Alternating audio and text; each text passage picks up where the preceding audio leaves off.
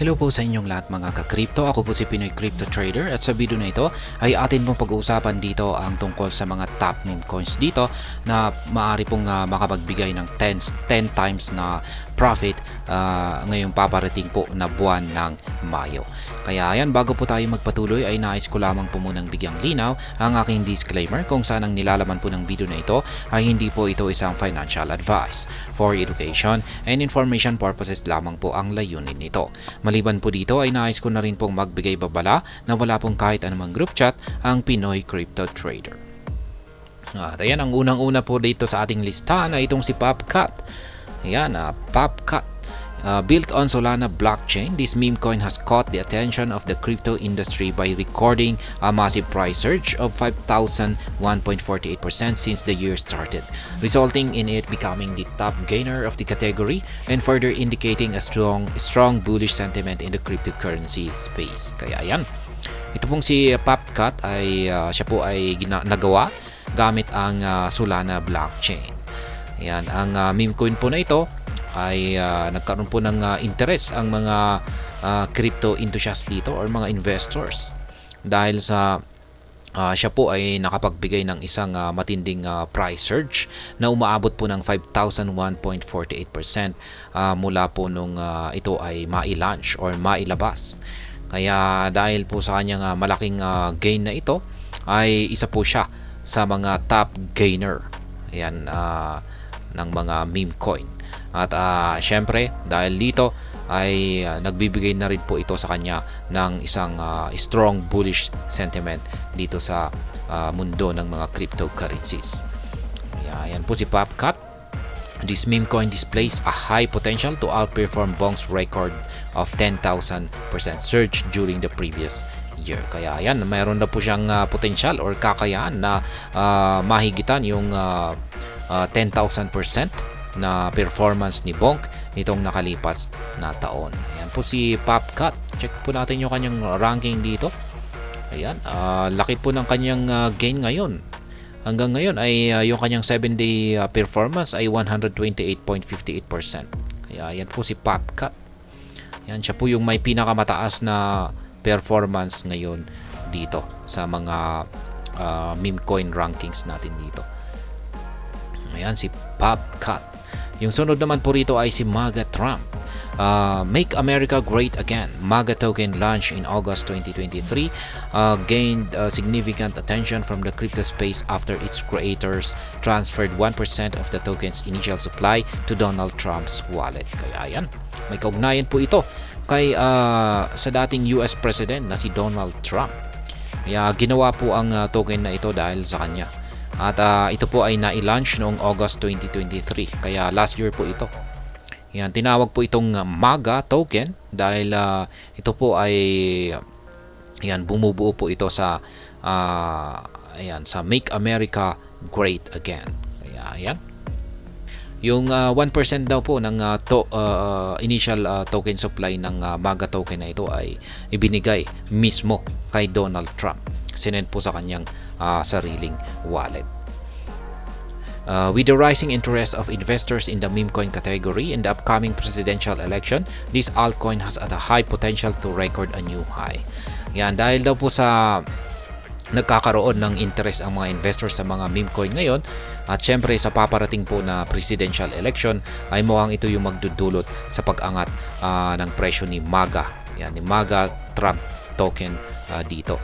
Kaya ayan, itong si si dating US President na si Donald Trump ay naglabas po ng pahayag na siya ay muling tatakbo sa pagka-presidente ng bansang US. Kaya ayan, magdudulot na rin po ito ng hype kung pag nangyari yan. Kaya yan po ang parang basihan kung bakit itong si MAGA Trump token ay posibleng makapagbigay ng mataas na pag-angat sa kanyang presyo. Makapagbigay ng mataas na gain dulot ng matinding pagtaas sa kanyang presyo dahil sa mga posibleng kaganapan ng mga ito. Kaya yan, sunod naman po itong si MAGCoin. The MAGCoin is an ERC20 based token created for the MAG ecosystem. Users can purchase or rent a service within the ecosystem with the help of the blockchain's native token. Ayan po si Mag. Meron naman po siyang gamit, kaya mukhang parang hindi po siya considered na meme coin. Hindi siya po ay gumagamit ng ERC-20 na chain. Ibig pong sabihin ay Ethereum po siya. At ayan, yung gamit po ng Mag coin ay pwede pong gamitin ng mga users or holders nito para bumili at saka mag-rent ng mga serbisyo dito sa ecosystem ni Mag. Mag token is primarily used for the means of transaction within the Mag community. Ayan, ginagamit po siya bilang transaction. Ayan, sa pagtatransact dito sa community ni Mag. Furthermore, it can be bridged between Bitcoin and Ethereum using the multi-bit. Ayan, meron po pala siyang pwede po palang i-bridge itong si Mag. Ayan, sa pagitan po ni Bitcoin or kay Ethereum gamit ang multi-bit platform. The rising hype of meme coins could result in this altcoin recording a new high, making it a potential pick for this list. Ayan, dulot na rin po ng tumataas na investor interest sa mga meme coins ay posibleng ito po yung magdudulot dito kay Mag token na umangat ang kanyang presyo sa panibagong mataas nitong presyo. Yan, sunod naman po kay Mag ay itong si Baby Doge coin. Yan, initially created as a joke with a mission to spread awareness of animal adoption, the meme coin gained massive attention from the industry. Yan, tinetechnical analysis na rin po natin itong si Baby Doge coin, pero hindi po gaano madalas. Yan, siya po ay isang meme coin, kaya tinuturing po siyang isang joke coin. Yan. Pero syempre, marami pong nagkaka-interest na rin dito kay Baby Doge coin. Kaya ginawa po siya para lamang po ipagbigay alam yung mga tungkol po sa animal adoption. Yan, pagtulong po sa mga hayop na nangangailangan ng tulong. Kaya yan po ang dahilan kung bakit ginawa si Baby Doge coin. At siya ay nagkaroon po ng massive attention. Marami pong nagka-interest dito. Built on the Ethereum contract, the Baby Doge coin uses the Binance Smart Chain to provide proof of stake authority consensus that relies on its 21 validators. Ayan, dami po pala niyang mga validators. Pero siya po ay ginawa gamit ang Ethereum contract. Pero gumagamit na rin po siya ng Binance Smart Chain para sa kanyang proof of stake. Kaya, ayan, dami po niyang validators, 21. The Baby Doge coin is an upgraded version of the Dogecoin and has improved transaction speed.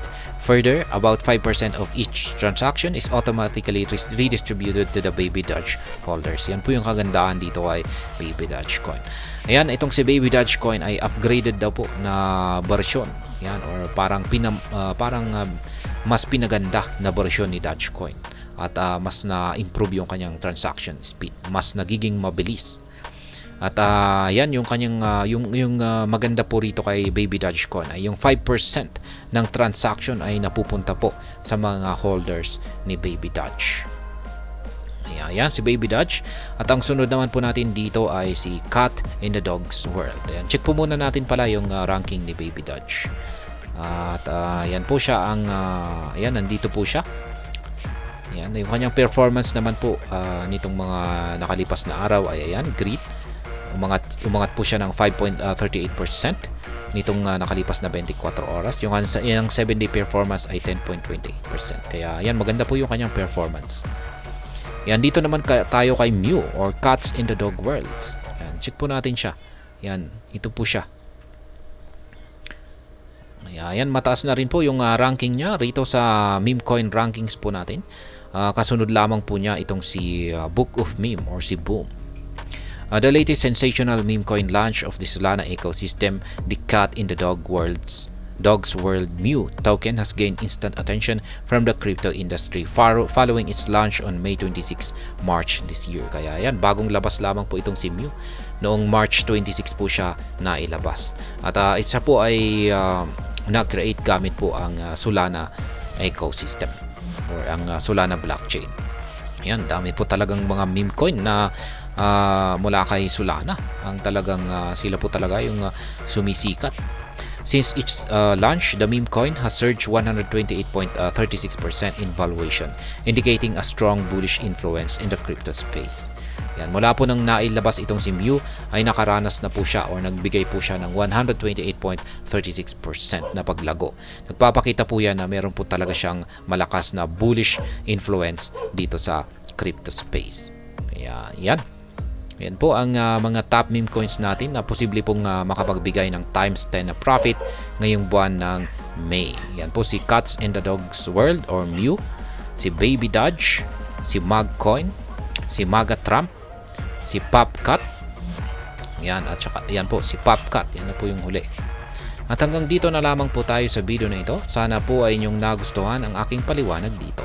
Kung inyo po itong nagustuhan, ay pakiclick lamang po ang like button nito. Para naman po sa mga bago lamang dito, kayo po ay aking inaanyayahan para mag-subscribe.